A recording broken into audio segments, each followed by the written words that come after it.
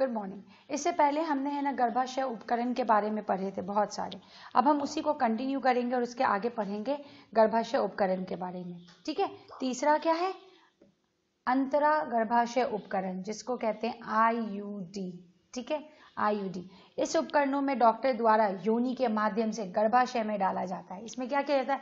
औरत के योनि से गर्भाशय में डाल दिया जाता है। ठीक है। ये 3 प्रकार के यूआईडी उपलब्ध हैं। पहला है गैर औषधीय। यह गर्भाशय के भीतर शुक्राणुओं के फैगोसाइटोसिस को बढ़ाते हैं। उदाहरण के लिए है लिप्सलू। क्या होता है? ये गर्भाशय के अंदर क्या करेंगे? शुक्राणु को खत्म करने वाला या खाने वाला फैगोसाइटोसिस को बढ़ाएंगे, बढ़ावा देते हैं। ठीक है, जैसे लिप्सलू। दूसरा होता है कॉपर आईयूडी। ये आपने बहुत कॉमन सुना होगा, इसको कॉपर टी कहते हैं। ठीक है। शुक्राणु के फाइगोसाइटोसिस के साथ कॉपर आयनों ने शुक्राणु की गतिशीलता और प्रजनन की क्षमता को दबा दिया जाता है, जैसे कॉपर टी। आपने इसे पहले वाले में देखा। इस पे पहले वाले में हम क्या करते हैं? शुक्राणुओं को फैगोसाइटोसिस यानी खा जाया जाता है। अब इसमें क्या करते हैं? फैगोसाइटोसिस तो कर ही रहे हैं, उसको खा तो नहीं है। दूसरा वो क्या काम करता है कि कॉपर के जो आयरन होते हैं Cu2+ और Cu3+, जो आयरन होते हैं आयंस, वो क्या करते हैं? शुक्राणुओं के जो शुक्राणु होते हैं उनको धीमा कर देते हैं, इनएक्टिव कर देते हैं, ताकि वो प्रजनन ही नहीं कर पाए, वो काम ही नहीं कर पाए, तो उनको खराब कर देते हैं एक तरह से। यह है कॉपर टी, इसलिए इसको नाम दिया गया है, कॉपर का बना होता है। दूसरा है हार्मोन आईयूडी को जारी करना। गर्भाशय को आरोपण के लिए अनुपयुक्त बनाते हैं। ये क्या करते हैं? गर्भाशय को आरोपण के लिए, ताकि गर्भाशय में जब बच्चे को रखा जाए उसके लिए अनुपयुक्त बना देते हैं, मतलब वो बच्चा वहां ठहरेगा ही नहीं, ऐसा बना देते हैं। और शुक्राणु को गर्भाशय ग्रीवा की शत्रुता, और शुक्राणु जो स्पर्म होते हैं वो ग्रीवा के शत्रुता दुश्मन बन जाते हैं, जैसे कि प्रोजेस्टेरोन और LNG-20। ये सब क्या होते हैं? हार्मोन बनाए हुए होते हैं। इससे क्या होता है? गर्भाशय जो होता है वो काम ही नहीं करता है, बच्चे को स्टोर ही नहीं करता है। मौखिक गर्भ निरोधक। इसमें क्या होता है? महिलाओं द्वारा गोलियों से या प्रोजेस्टेरोन संयोजन हार्मोनल तैयारी शामिल है। इसमें क्या होता है? औरतें गोलियां खाती हैं, गर्भ निरोधक गोलियां खाती हैं। ठीक है। या तो प्रोजेस्टेरोन या प्रोजेस्टेरोजन संयोजन का एक हार्मोनल लिया जाता है ताकि उसको कंट्रोल किया जा सके।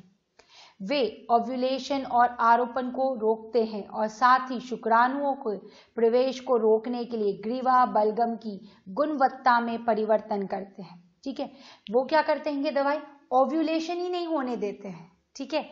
और आरोपण को भी रोकते हैं, तो दोनों काम करती है ना। ओव्यूलेशन ही नहीं होगा और ना आरोपण होगा, तो आगे बढ़ेगा ही कैसे प्रोसेस? शुक्राणुओं के प्रवेश को रोकते हैं और शुक्राणु भी जो होता है वो नहीं अंदर आता है के लिए ग्रीवा बलगम की गुणवत्ता में परिवर्तन करते हैं। उसकी बलगम जो होता है ना, बलगम, उसमें परिवर्तन, चेंजेस ला देते हैं। उसकी जो प्रॉपर्टीज होती है, गुणवत्ता यानी उसकी जो प्रॉपर्टीज होती है उसमें बदलाव ला देते हैं, तो वो काम ही नहीं करता, इनइफेक्टिव हो जाता है।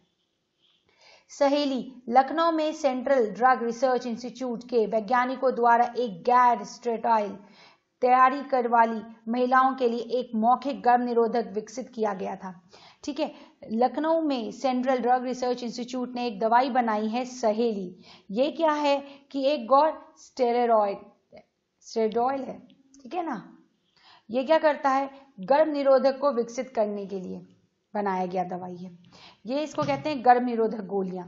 मूल्य और कुछ साइड इफेक्ट है इनके। क्या होते हैं? साइड इफेक्ट्स होते हैं, इसलिए बहुत ज्यादा इनको नहीं लेना चाहिए। ठीक है। इंजेक्शन या प्रत्यारोपण। प्रोजेस्टेरोजन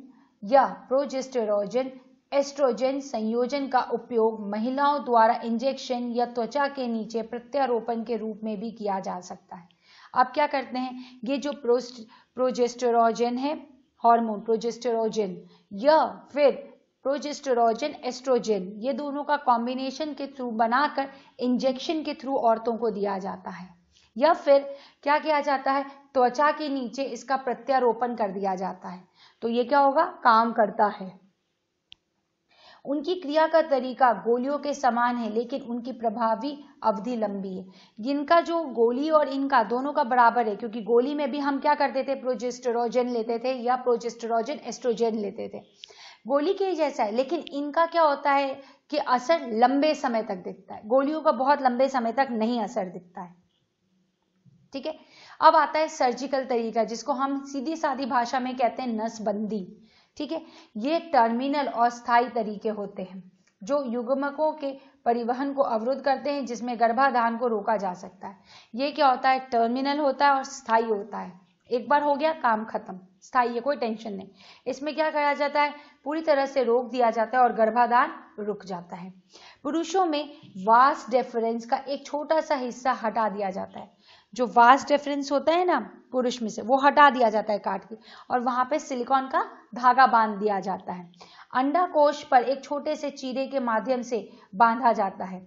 ठीक है, और अंडाकोश में क्या कहता है, एक छोटा सा चीरा लगा दिया जाता है और वहां पे धागा बांध देते हैं। अगर एक सिंपल सी बात है, अगर ये पाइप जा रही है, ये लंबी सी पाइप है, अगर हम इसको यहाँ से काट दें और यहाँ पे धागा बांध दें तो यहाँ से यहाँ ये जाएगा ही नहीं, तो यही वाला काम किया जाता है। इसको कहते हैं नसबंदी।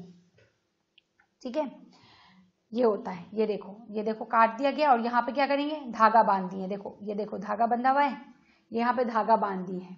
ठीक है, यहाँ पे क्या किया हमने, देखो धागा बांध दिया है। ठीक है, अब धागा बांधने से ये क्या हो गया है कि अब इधर से उधर नहीं जा सकता, इसको नसबंदी कहते हैं।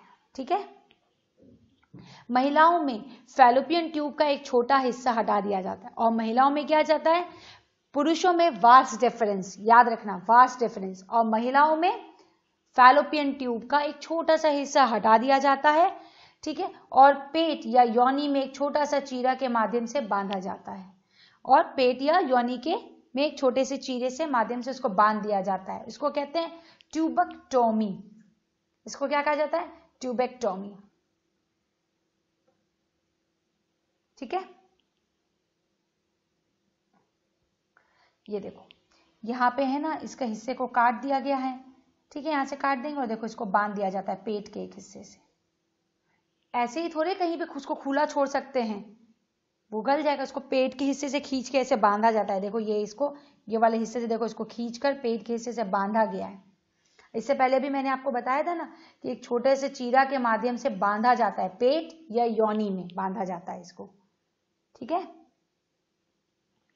गर्भावस्था की चिकित्सक समाप्ति, अब इसके बारे में पढ़ेंगे। गर्भावस्था में इसे पूर्ण अवधि से पहले गर्भावस्था के जानबूझकर या स्वैच्छिक समाप्ति के रूप में परिभाषित किया गया है।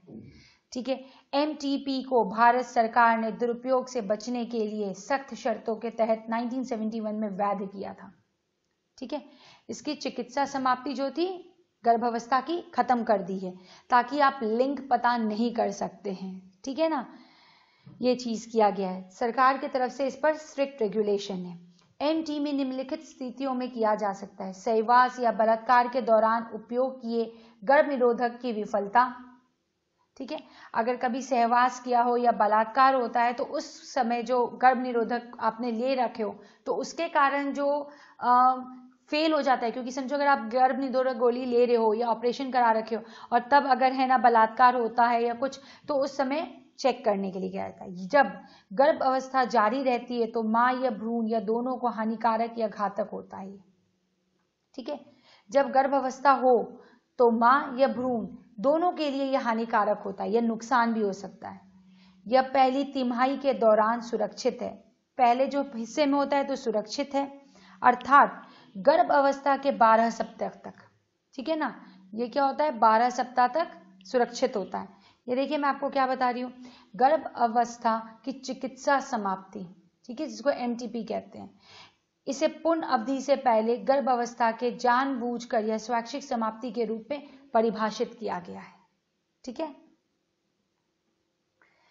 यौन संचारित रोग जिसको कहते हैं एसटीडी, संभोग के माध्यम से संक्रमण या बीमारियों को सामूहिक रूप से यौन संचारित रोग या वीनर रोग या प्रजनन पथ संक्रमण आरटीआई कहा जाता है। ध्यान से सुनिएगा। अगर संभोग के कारण या संक्रमण से अगर बीमारी होती है सामूहिक रूप से तो उसको क्या कहा जाता है? यौन संचारित रोग कहा जाता है, वीनर रोग भी कहा जाता है, या प्रजनन पथ संक्रमण कहा जाता है।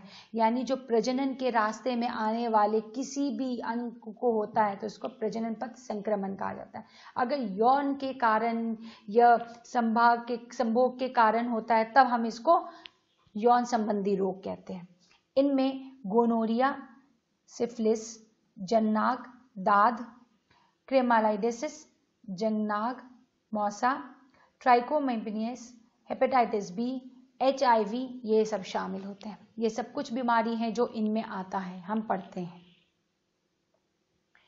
शुरुआती लक्षण क्या होते हैं इसके देखेंगे। जननांग क्षेत्र में खुजली होती है, वहां पे क्या होती है? बहुत खुजली होगी, इरिटेशन होती है, द्रव्य निकलता है और बहुत हल्का हल्का सा दर्द और सूजन रहता है। ठीक है। पुरानी STD के कारण जटिलताओं में, अगर पुराना कंडीशन है तो पेल्विक सूजन संबंधी बीमारियां रहेंगी। पेल्विक रीजन जो होता है ना, वहां पे सूजन संबंधी बीमारी रहेगी।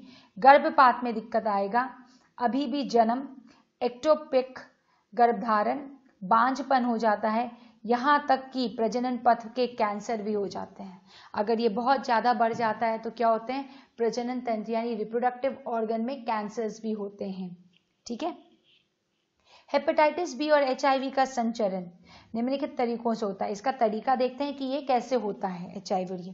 पहला, संक्रमित व्यक्ति के साथ अगर इंजेक्शन या सुई या सर्जिकल का कोई भी एक्सचेंज होता है, अगर कोई एक संक्रमित है उसका हम लगाया हुआ सुई इस्तेमाल करते हैं। दूसरा, अगर कोई संक्रमित है उसका रक्त ले लेते हैं तो प्लेसेंटा के माध्यम से मां से भ्रूण तक जाता है। अगर मां संक्रमित है तो बच्चे तक जाता ही जाता है। सरल सिद्धांतों का पालन करना चाहिए तो हम इसको रोक सकते हैं। पहला क्या है? अनजान पार्टनर जो होता है जिसके बारे में आपको नहीं पता, उसके साथ कोई भी संबंध नहीं बनाना चाहिए। मल्टीपल पार्टनर के साथ सेक्स नहीं करना चाहिए। ठीक है। सहवास के दौरान हमेशा कॉन्डम का इस्तेमाल करना चाहिए। तो ये सब तरीका है जिससे कि हम संक्रमित बीमारियों से बच सकते हैं। ठीक है। अब इसके बाद हम नेक्स्ट सेशन में पढ़ेंगे आगे और क्या है। ठीक है। अभी हमने बताया कि संक्रमित से हम कैसे बच सकते हैं और इसमें नुकसान क्या होता है, फैलता कैसे, ये सब पढ़े थे। हम आगे नेक्स्ट पढ़ेंगे और क्या है। Okay, thank you.